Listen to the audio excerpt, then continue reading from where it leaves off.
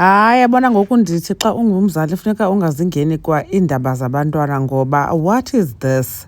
Nanku uMpumelelo Mseleku on stage with uQueen Lolisana kumnandi ekubeni koba thina sigqibele utata uMusa Mseleku esithi udibana namagqwetha for uba bazothi deal with uQueen Loli. Molweni ndanamkela kumam Gobhozi TV. So ke uMpumelelo kwaye kwavela ivideo yakhe ekunye noQueen Loli engqengqile bebhizi besenza into bebezenza ke ngelo xesha ke wayesenovuyokazi noTirelo sengabo babini.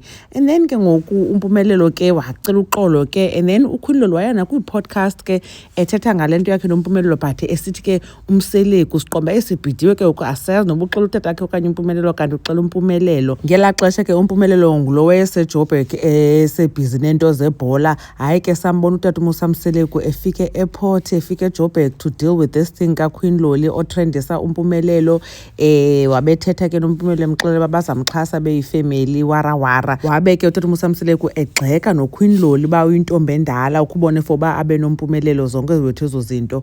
Ngoku ke ngoku nansi ivideo kaQueen Loli performa somewhere in Soweto i-recent le video ekunye noMpumelelo estagini echaza uba uMpumelelo sana uxolisile kuye ntontontoni. Khanibukele apha nasi ivideo bathi abantu hey uTirelo amahle baphi ngoku ndiqonda uba kuza nezingane zesithembu nkosi yami ingaphinde asiphathele esinye isishiqi sakhe noQueen Loli uMpumelelo. Khanibukele. Uyazithoba kuthiwa indoda mangabe ixolele.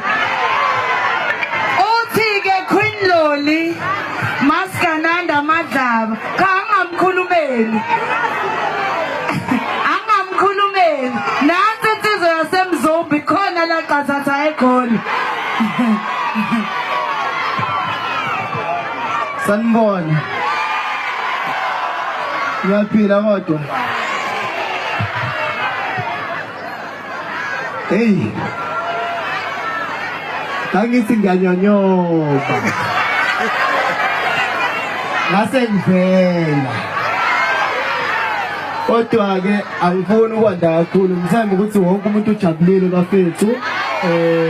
Ndandithi ndiyanyonyoba ndasele ndivela utsho ke uMpumelelo Mseleku xeshikweni uQueen Loli eveza i-relationship yabo on social media wafaka nee-videos zabo wathetha ngaye nakwi-podcasts kwacaba uQueen Loli caba andiyazi noba bemblackmailer hence ke utata wakhe waye wadibana nawo namagqwetha kwacaba uvulelwa icala and then ke noQueen Loli lo waye wenza ngathi unevideo notata uMusa Mseleku kodwa it was actually uMpumelelo wethu andikho sure ngee-details zento yecase yabo but into endiyithukayo mna ngeyoba uMpumelelo nanku ngoku sana side by side noQueen Loli ekubeni koba kwenzeke yonke laa nto yenzekayo bathi abantu nanku uTirelo waphinda athi uthe find out kunye nathi and ke ngoku uQueen Loli baseJoburg uTirelo sabazihlala eJoburg. Andiyazi ke uTirelo uthi uMpumelelo ngulo wakhe wathi eleli naye kanti uMpumelelo umkile uba ebengayi kooQueen Loli na. Anyways, khanike nitsho ke ukuba nicinga ntoni ngale nto uMpumelelo noQueen Loli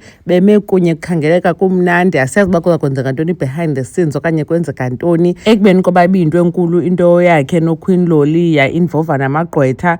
Mam Gobhozi uyabulela kakhulu ngothi nibukele le video. Ndanibona kwivideo elandelayo. Bye.